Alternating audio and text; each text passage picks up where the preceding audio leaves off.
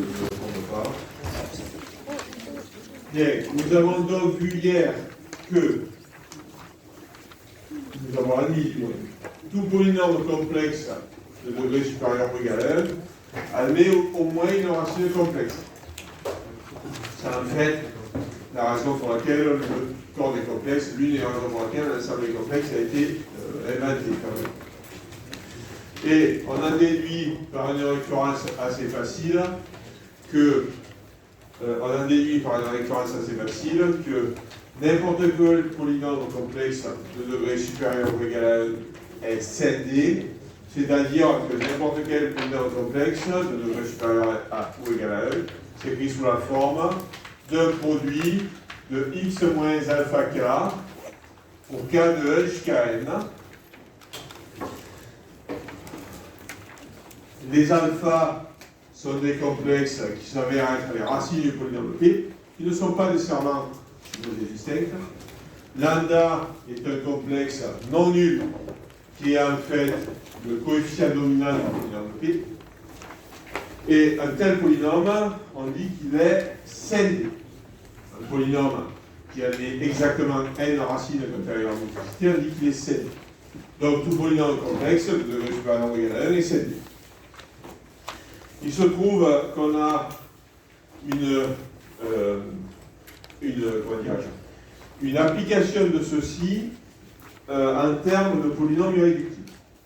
Donc je remets la structuration. Petit a, vous aviez le théorème lui-même, le théorème d'Allen-Bacos. Petit b, le corollaire, qui est celui-là.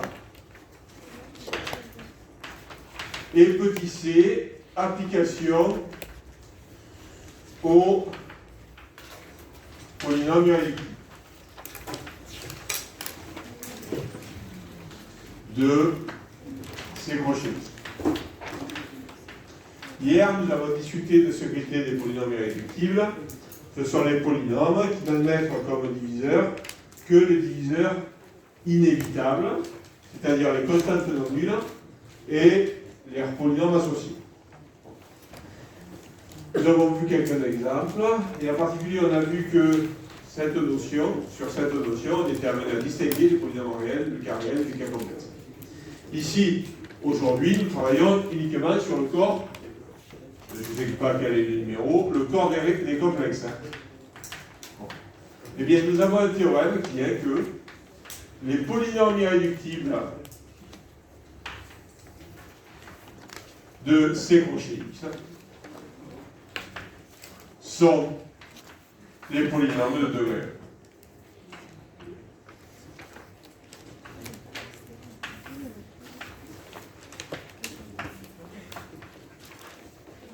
Nous allons démontrer cela. Et bien, on a fini après. Le C, c'est bon. Le C, c'est bon. On va se mettre là. Hier, on a fini la séance avec le petit A, la séance du matin avec le petit A et le petit B. J'avais peut-être pas écrit petit A et petit B. J'avais pas écrit, bon, ben voilà, on met petit A et petit B. Et on enchaîne aujourd'hui sur l'application au polynôme irréductible de ces crochets. Alors, la preuve est la suivante. Je préfère vous la structurer ainsi. Notons U, l'ensemble des polynômes de degré 1, et I, l'ensemble des polynômes irréductibles.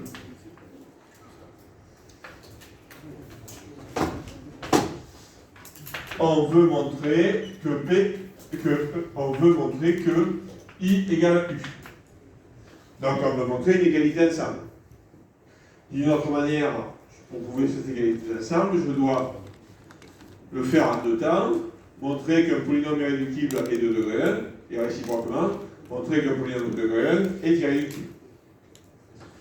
C'est une preuve d'ensemble, ça se prouve donc par double implication. Commençons par U inclus dans I, soit P de degré 1, montrant que P est irréductible.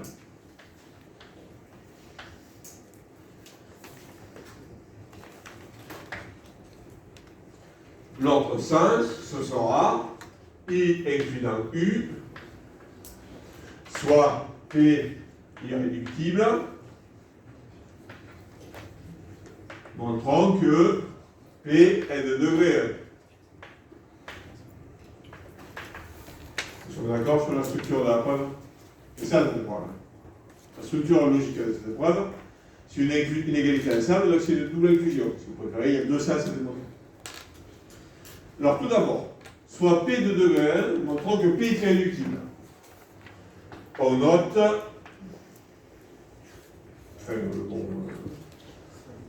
on considère Q un diviseur de P. Le but est de montrer que Q est soit une constante non nulle, soit associée à P, et qu'il n'y a pas d'autre possibilité. Hier, on a vu des exemples, sur des exemples numériques, comment on fait pour montrer qu'un polynôme est irréductible. On fait exactement comme ça, sauf que hier, on a vu avec des polynômes P qui avaient une certaine valeur. X carré plus 1, X moins 3, je sais plus exactement ce qu'on a fait. Là, on va le faire dans le cadre théorique. Sauf que la structure est exactement la même. Q divise P, donc le degré de Q est inférieur ou égal au degré de P qui vaut 1. Et donc il y a trois possibilités à étudier. Degré de Q égale moins l'infini, degré de Q égale 0, degré de Q égale 1. Eh bien, degré de Q égale moins l'infini, c'est-à-dire Q égale 0, c'est impossible, puisque 0 ne divise que 1.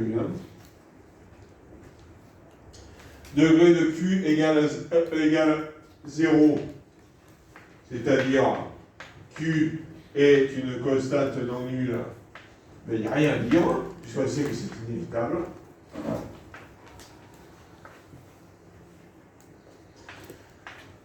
Dernier cas, degré de Q égale 1. Comme P est aussi de degré 1, P et Q sont associés.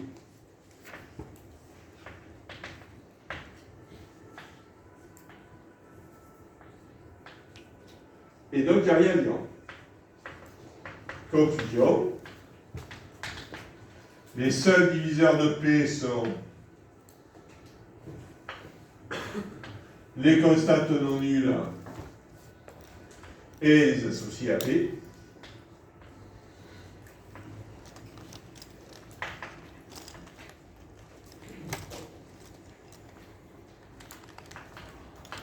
P est irréductible.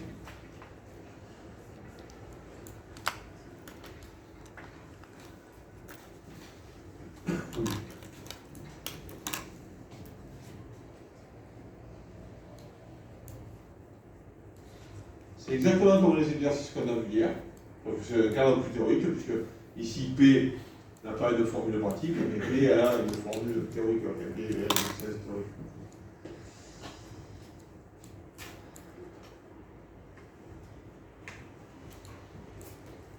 Réciproquement, il faut montrer que si un polynôme est irréductible, alors il est de degré 1. Bon. P est irréductible, donc par définition, son degré est supérieur ou égal à 1. Par définition des polynômes irréductibles, un polynôme irréductible, c'est le degré supérieur ou égal à 1. Mais ça tombe bien parce que dans ce paragraphe, je suis en train de traiter des polynômes de degré 1. Le théorème fondamental d'algèbre, il vous dit que tout polynôme de degré supérieur ou égal à 1 est un Méliorcien. Et son corollaire vous dit que tout polynôme de degré supérieur ou égal à 1, c'est B. Donc, P est à degré 1, on peut lui appliquer le corollaire. On peut lui appliquer le corollaire.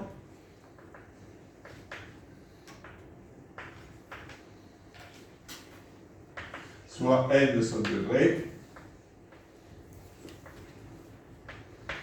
P est égal à lambda fois le produit de k égale 1 jusqu'à n et x moins alpha k. N'est-ce pas? C'est-à-dire lambda fois x moins alpha 1 fois x moins alpha 2 fois etc. Et alors, pourquoi est-ce que n vaut 1. Que se passe-t-il si n ne vaut pas 1? Si n est strictement plus grand que 1, alors il est divisible par des polynômes qui ne sont pas associés. Par exemple, en polynôme de degré 1. x moins alpha 1 par exemple. Alors, x moins alpha 1 divise p, mais x moins alpha 1 n'est ni constant, ni associé à p. Donc, P n'est pas irréductible. Contradiction. Donc n égale 1, c'est gagné.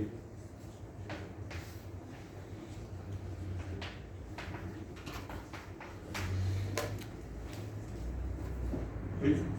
On voit pourquoi le fait que le degré de P sont forcément associés. Eh bien, parce que si le P et Q sont de même degré, n'oublions pas que Q divise P. Hein. Ça veut dire qu'on passe de l'un à l'autre en multipliant par un polynôme. Mais si Q et P sont de même degré, le polynôme par lequel on multiplie, c'est un constant. Ben, c'est donc un polynôme associé.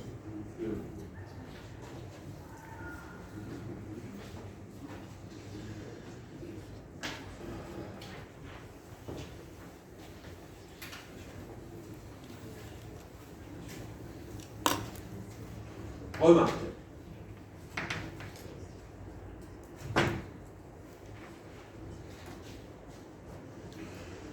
Le fait que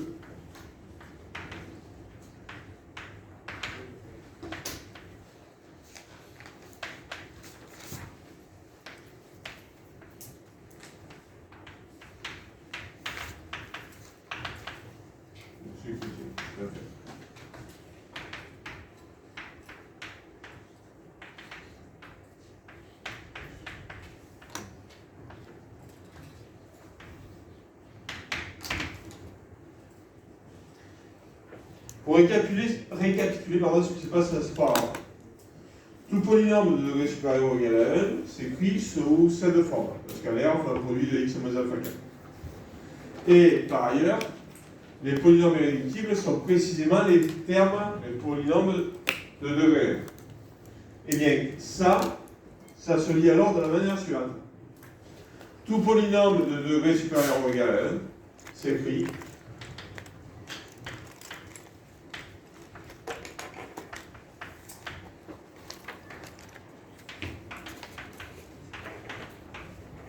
comme produit de polynômes de degré 1. Ça, c'est un produit de polynôme de degré 1 et d'une constante.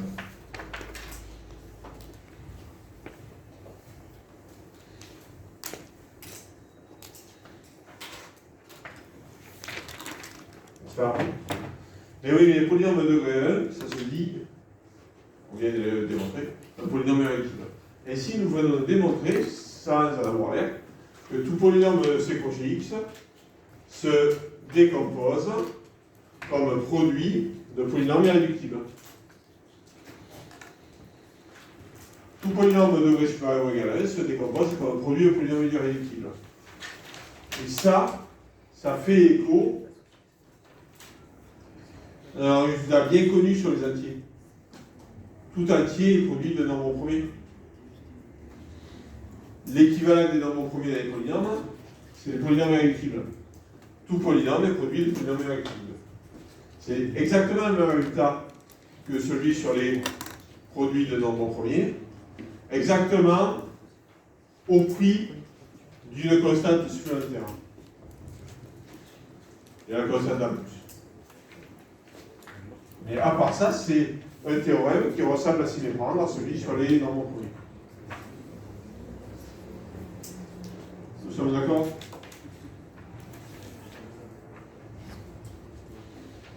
Voilà.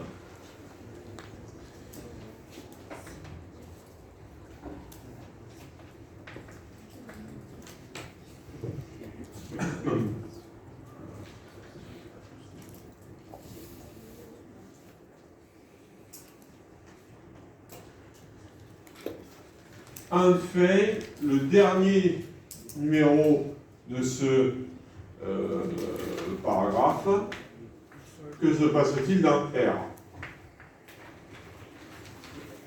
Eh bien, nous allons regarder l'équivalent des points que je viens d'écrire. Quels sont les polynômes irréductibles de R et quels sont, et comment peut-on lire ce que je viens d'écrire là? Petit a, théorème. Les polynômes irréductibles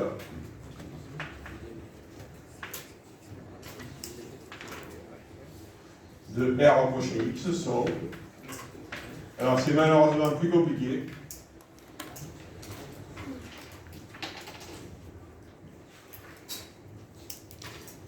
Il y a les polynômes de degré 1, mais aussi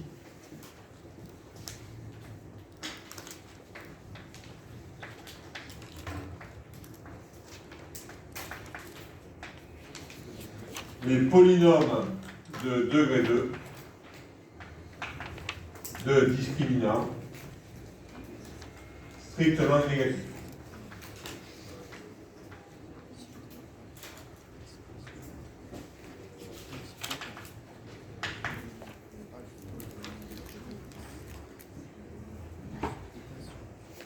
Voilà, c'est un théorème proche, mais malheureusement un peu plus compliqué.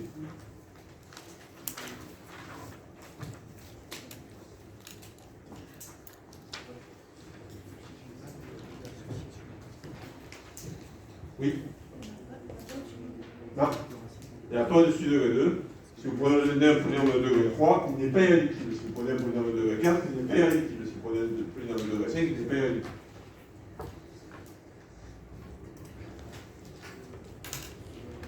Alors, la preuve ressemble à celle qui est faite sur les complexes, mais naturellement elle est plus compliquée puisque il y a un peu plus de polynômes à regarder.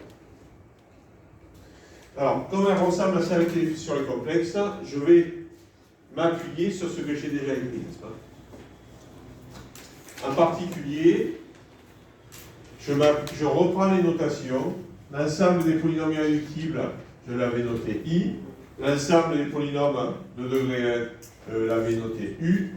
Et bien maintenant, je vais avoir besoin d'une notation pour les polynômes de degré 2 de discriminant strictement négatif. Je vais les noter D.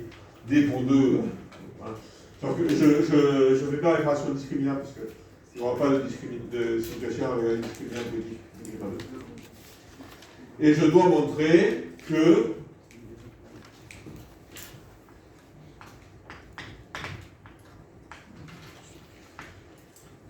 I égale D union U.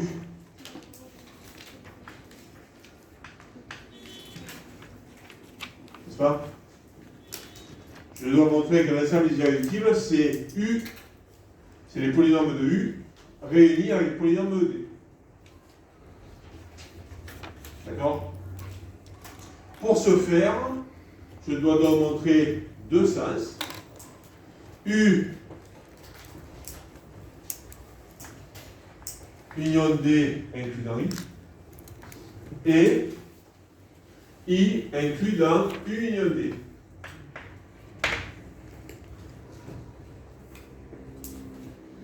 La structure de la preuve est la même, mais ça change un petit peu.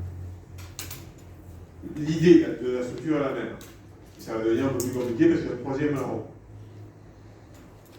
D'accord? C'est clair pour tout le monde, ce qui est nouveau, ce qui ne va pas changer. Alors, heureusement, on peut recycler certaines idées. Puisque U union D inclus dans U, ça revient à prouver les deux inclusions qui sont là.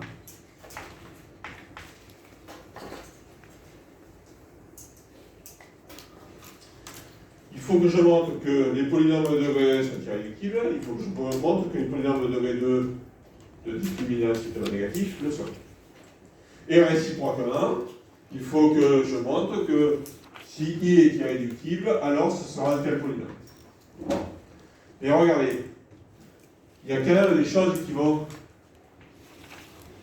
être reprises. Ça, je l'ai déjà prouvé pour ces crochets. La nouveauté, c'est D. Et ce que j'ai souligné en bleu, ça concerne que les irréductibles et les unités à polynomial de degré 1. Et ici, la preuve de U inclus dans I, c'est exactement la même. U inclus dans I, soit P de degré 1, et Q un diviseur de P, alors Q est de degré inférieur ou égal à 1, donc il vaut moins l'infini, c'est pas possible, il vaut 0, c'est un polynôme constant, il vaut 1, c'est un polynôme associé, c'est bon, ça marche. Et ici, ce que j'ai écrit là, reste inchangé. C'est pour ça que j'ai fait là. C'est pour ça que j'ai fait le chaîne basé, à écrire tout en rond. Parce que ce tableau-là, vous pouvez le recopier si vous voulez, donc je ne pense pas que ce soit satisfaisant, vous l'avez déjà là. Attention, là ça va changer par contre. Parce que maintenant, je dois également montrer que D inclus dans I. Donc je dois prendre un polynôme de degré 2 de discriminant strictement négatif et je dois lister ses diviseurs. De même, soit P de degré 2 de discriminant strictement négatif et Q qui divise D. Divise P. Alors, degré de P est supérieur ou égal, degré de Q est inférieur ou égal à degré de P, et je suis reparti pour le même type de liste. C'est bon pour tout le monde? Allez, je vous laisse un instant pour ceux qui veulent noter ce tableau, même si ce n'est pas indispensable.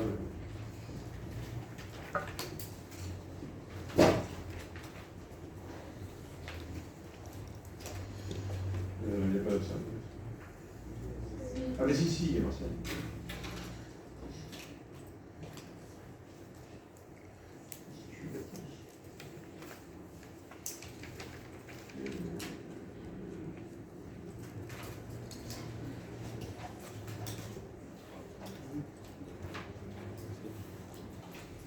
Est-ce que c'est bon pour tout le monde à ce stade?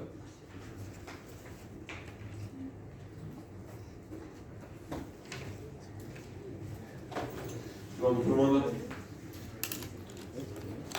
Ok, alors maintenant on doit montrer que si P est de degré 2, alors il est irréductible. Je vais prononcer de degré 2. En fait, je devrais dire P est de degré 2 de discriminant strictement négatif. Alors, pour montrer qu'un polynôme est irréductible, tel qu'on a place au théorème, on regarde ses diviseurs. Si j'appelle Q un diviseur, il est de degré inférieur ou égal à 2. Et donc, j'ai une situation de plus à regarder. Degré de Q égale à moins l'infini. C'est pareil. C'est le polynôme nul, c'est pas possible. Degré de Q égale 0. C'est pareil. C'est un polynôme constant non nul, c'est pas un problème. Qu'est-ce que je vais regarder maintenant dans votre troisième situation? C'est ça. Degré de Q égale 2, je passe provisoirement degré de Q égale 1. Si vous regardez degré de Q égale 2, alors, comme degré de Q égale degré de P, et que l'un divise l'autre, c'est qu'ils sont associés.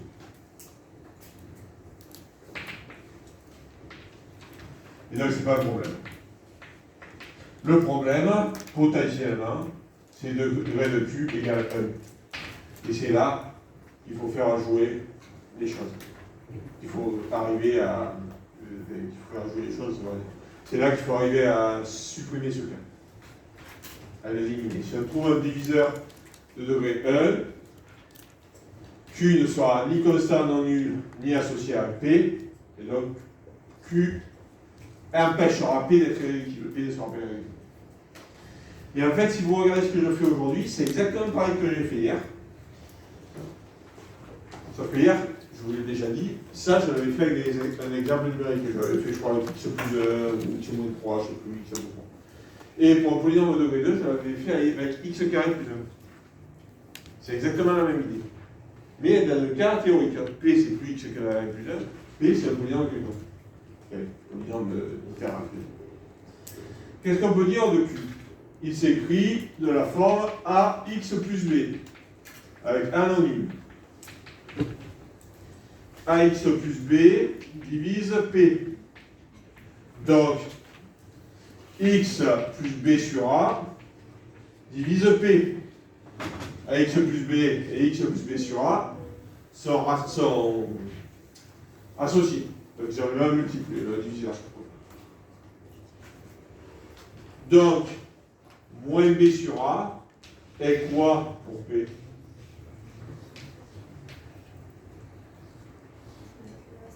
C'est une racine.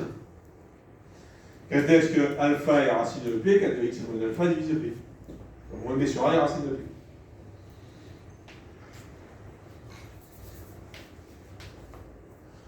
Mais, je ne l'ai pas écrit, j'ai eu tort. Je suis en train de travailler dans R en crochet maintenant. Donc A et B sont des réels. Donc moins B sur A est racine réelle de B. Ouais, on comprend. Voilà, c'est pas possible. On comprend combien on vous a dit que delta était strictement négatif, c'est impossible, car B est de discriminant strictement négatif.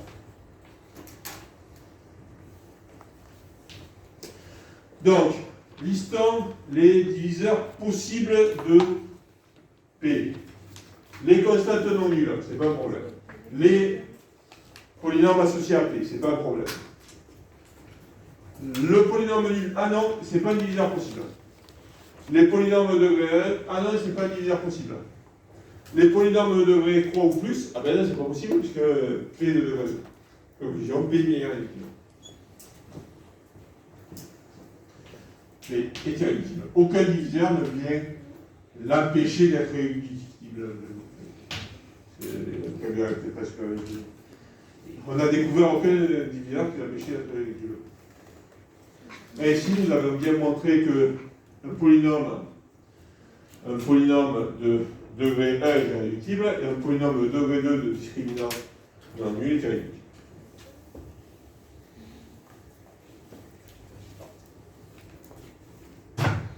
C'est d'accord?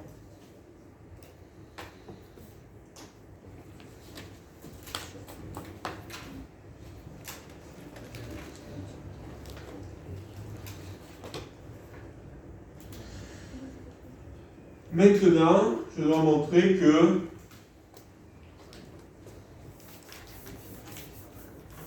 un polynôme irréductible est de degré 1 ou 2 avec un discriminant et non nul, ou encore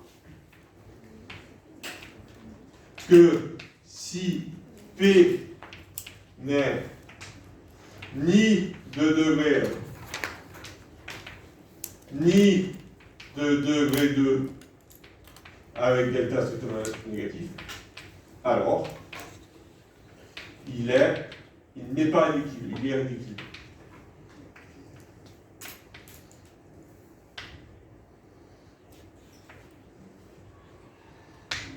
Vous êtes d'accord? Voilà ce que je dois faire maintenant. Et alors, avant de faire ça, je vous propose de faire des illustrations numériques pour comprendre un peu ce qui se passe. D'accord? C'est-à-dire que le cas échéant, j'admets provisoirement le théorème pour comprendre un peu ce qui va faire marcher les choses. Illustration. Factoriser dans C puis dans R les polynômes suivants.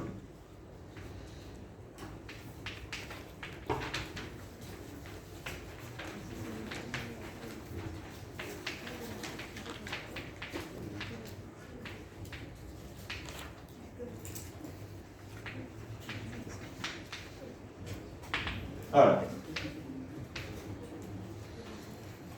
je vais prendre des polynômes réels, n'est-ce pas? Je vais prendre des polynômes réels et provisoirement je vais les factoriser dans C. Je vais les voir comme complexes. Et ensuite, je vais les voir comme réels. Voici un premier exemple qui va être x cube moins 1.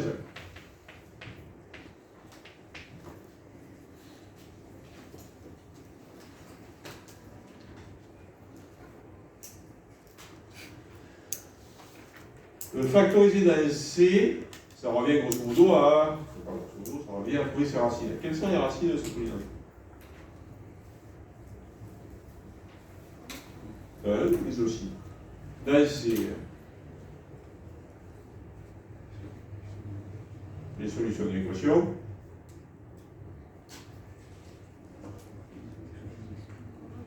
Ouais, ça Q égale 1, quoi. D'accord? Les racines complexes de P sont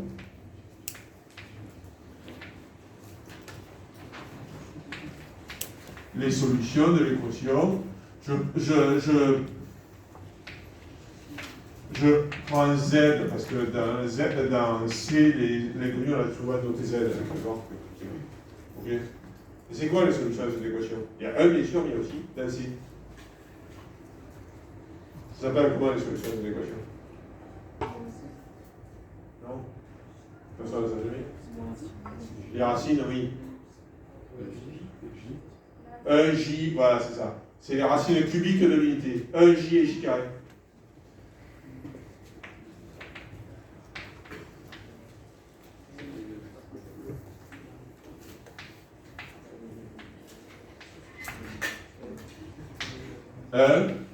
J qui vaut EI de pi sur 3, c'est-à-dire moins 1,5 plus I racine de 3 sur 2, et J carré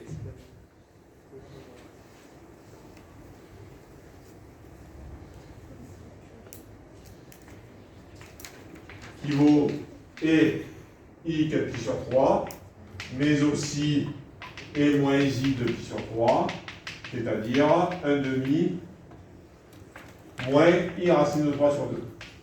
Je vous rappelle le dessin. Dessiner un triangle équilatéral inscrit dans le cercle trigonométrique. Nous sommes en train de dessiner. Et les sommets de ce triangle équilatéral sont les éléments de l'ensemble de notre U3. L'ensemble des racines cubiques limitées. N'est-ce pas? C'est d'accord pour tout le monde? Oui. Oui, mais alors, comme cette équation est une équation où ce polynôme est un polynôme de degré 3, on a déjà sous la main trois solutions distinctes. On sait donc immédiatement qu'elles sont toutes là et qu'elles sont simples. Ce sont trois racines distinctes pour un polynôme de degré 3. Elles sont toutes là et toutes simples.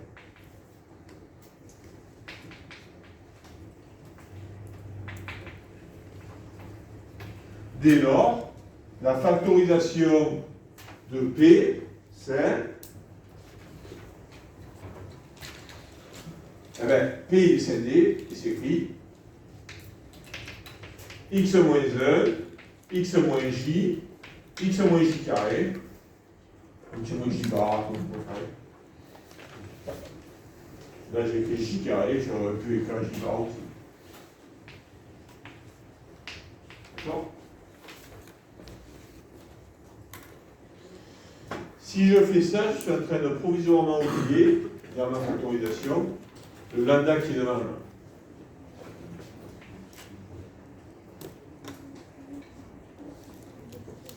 Sauf que je ne l'oublie pas parce qu'en fait, il vaut 1. Le lambda ici, c'est le coefficient, ici ou ailleurs, c'est le coefficient dominant de P. P étant de coefficient dominant égal à 1, c'est le lambda il vaut 1. Bien. Voici la factorisation de P dans C. C'est crochet.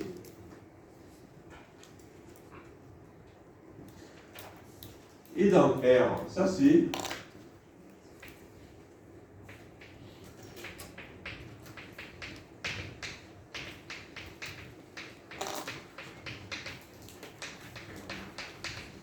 Ça, c'est la factorisation dans C crochet X. Et dans R au crochet X, qu'est-ce que vous allez faire? Factoriser par x moins 1. Juste factoriser par x moins 1. On va juste factoriser par x moins 1. Il va nous rester.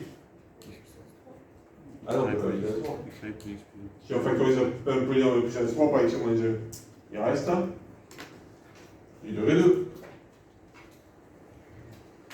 Dans R, quelles sont les solutions réelles? Il n'y a que 1. Il n'y a que 1. Donc, vous allez, si vous voulez factoriser, vous allez faire ça. N'est-ce pas? Et là, vous allez obtenir du degré 2, pas du degré 3. D'accord? Oui, mais je ne vais pas faire les calculs, ce serait super maladroit. Pourquoi serait-ce maladroit? Pourquoi les calculs sont-ils en fait déjà faits?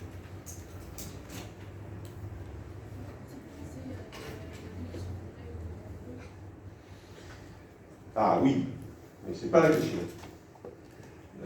La question, c'est pas résoudre l'équation. Résoudre l'équation, dans R, c'est clair, il n'y a que 1 comme solution. Mais ma question, c'est factoriser. Ce n'est pas seulement résoudre l'équation.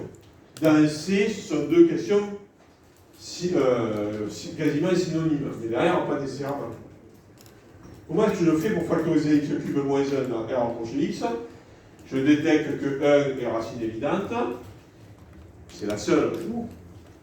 Et puis après, je factorise, c'est-à-dire je fais toute la division euclidienne. Vous êtes d'accord? Mais c'est maladroit, c'est juste, mais c'est maladroit. Si vous voulez, on peut le faire, regardez. Là, je vais avoir du x carré, ça va me faire x cube moins 1. X cube, excusez-moi. On dit x carré, je soustrais, ça fait x carré moins 1, plus x, ça fait x carré moins x, ça fait, donc quand je soustrais, ça fait x moins 1, plus 1, et le reste, il vaut 0. Donc la factorisation dans R, je viens de la faire, c'est, un instant, je vous donne la parole, x moins 1, facteur de x carré plus x plus 1. C'est d'accord? C'est d'accord? Par division euclidienne, je trouve ça, mais Vous développez x moins j et x moins j bar. bien sûr. Parce que regardez, si vous regardez ça, là vous avez des divisions euclidiennes qui est déjà calculée. N'est-ce pas? Là vous avez la division euclidienne de p par x moins 1 avec un reste qui est nul. Bien sûr que le reste est nul puisque vous savez que x moins 1 divise 2. Et donc ce que je viens de souligner en violet là, c'est le quotient. C'est-à-dire que je n'avais pas besoin de refaire ça. Le x carré plus x plus 1, il va être égal à ça. Vérifions-le. Que vaut-il ce x carré plus x plus x plus 1? Ça vaut quoi? Ça vaut x moins j plus j bar x plus j bar. Ça vaut quoi? La somme de deux réels conjugués, de deux complexes conjugués. C'est 2 fois la partie réelle.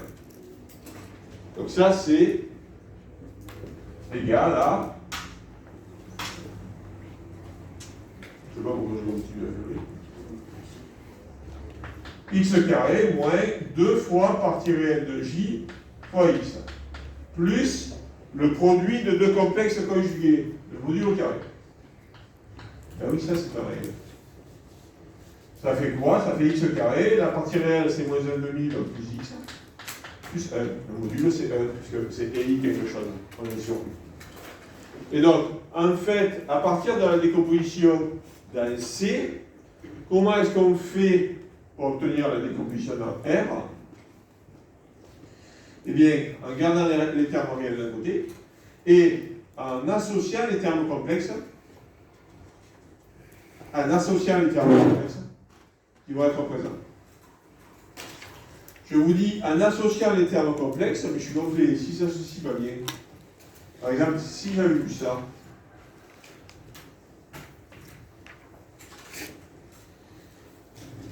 pourquoi est-ce que ça c'est pas possible? Pourquoi est-ce que les termes complexes, il faut nécessairement s'associer? Et qu'est-ce qui se cache derrière ce mot vague d'association?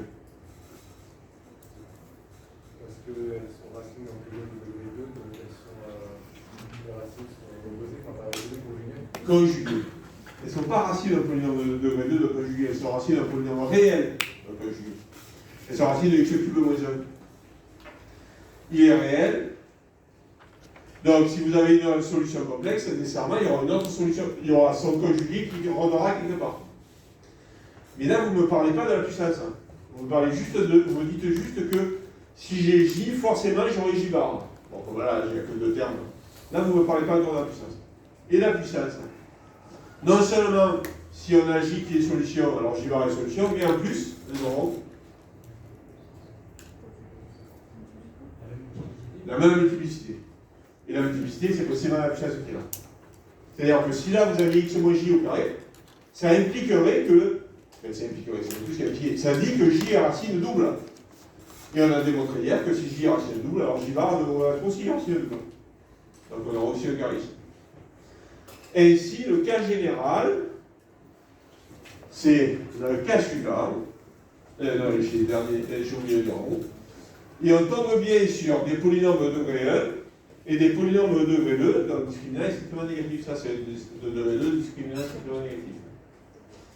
Conclusion, pour factoriser dans R en crochet X, on factorise dans C crochet X. Et on rassemble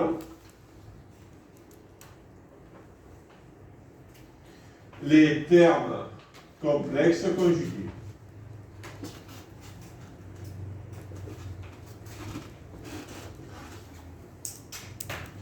Je vous propose deux autres exemples pour voir comment cela fonctionne. Alors, un deuxième exemple, ça va être ben oui, c'est bien.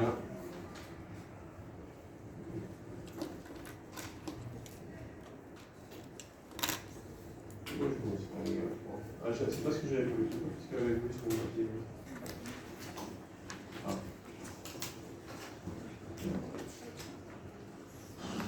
Je vais prendre toutes les maths.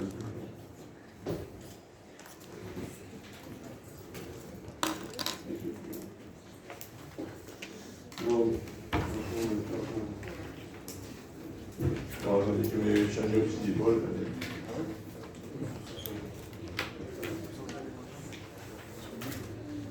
Allez, hop, on va refaire ça. Et puis, pour demain, vous me réfléchirez à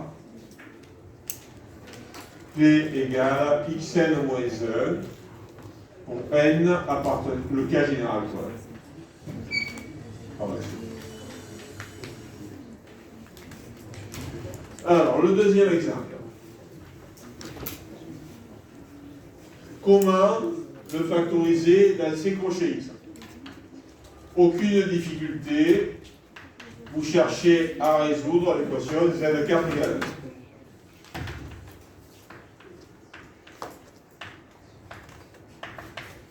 Quelles sont les solutions de cette équation?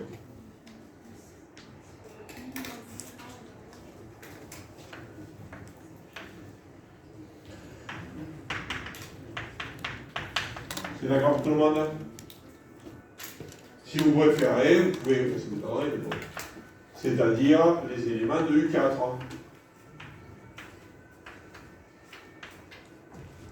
Ok? C'est-à-dire les éléments de U4. Bien. Comme c'est une équation de degré 4 et que vous avez 4 solutions, elles sont instantanément toutes là et simples. Et donc la factorisation dans C est P égale lambda facteur de x moins 1, x plus 1, x moins i, x plus i. D'accord? Avec lambda qui s'avère en valeur 1, puisque c'est le coefficient dominant.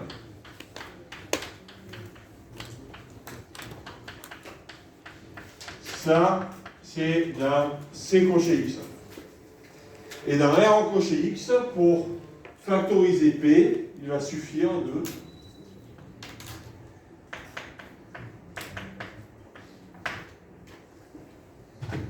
dans R en crochet x, il va suffire de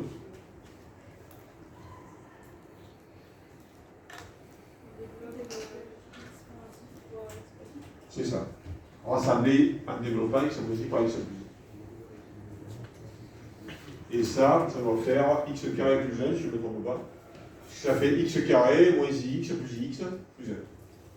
Et donc dans R, vous obtenez ça. Vous obtenez bien quelque chose, je ne l'oublie pas, je n'ai trop pas démontré le théorème. Vous obtenez bien des polynômes de degré 1 qui sont irréductibles, ça on l'a prouvé, des polynômes de degré 2 dont le discriminant est strictement négatif, et rien d'autre. Il n'y a rien d'autre sans le magnétisme. C'est d'accord? C'est bon? Un dernier exemple, je ne souhaite pas vous faire beaucoup, mais je me suis vraiment mal oublié. Je me suis vraiment mal oublié. Allez, la petite cheveux ici, vous avez le matériel. Allez, faites-moi ça.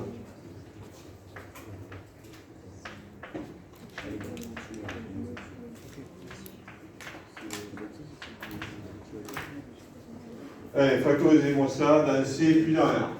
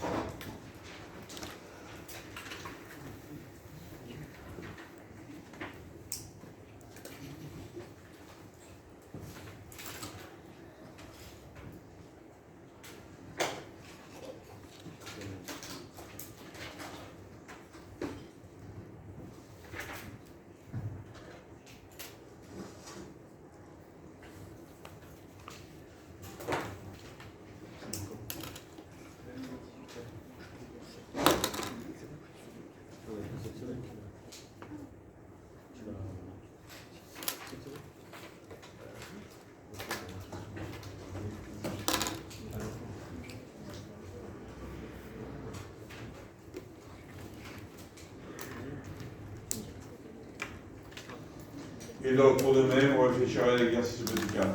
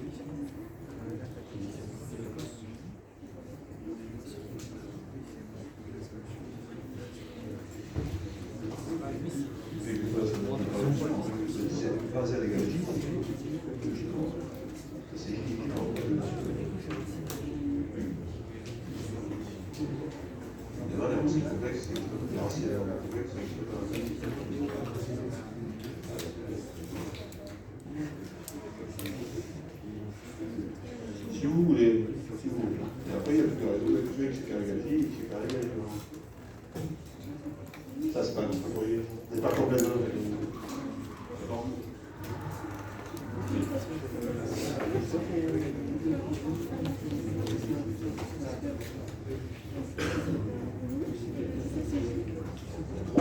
Ça, c'est le 3. Il reste le 3, il reste le moins, il reste le 3.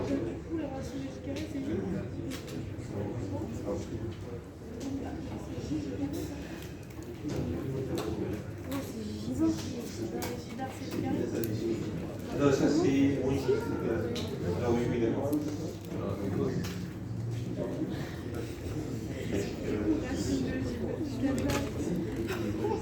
Ah si, si.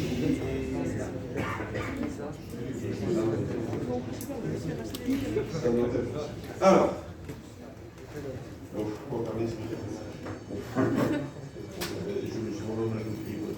allez, on le corrigera demain, et puis on corrigera ça.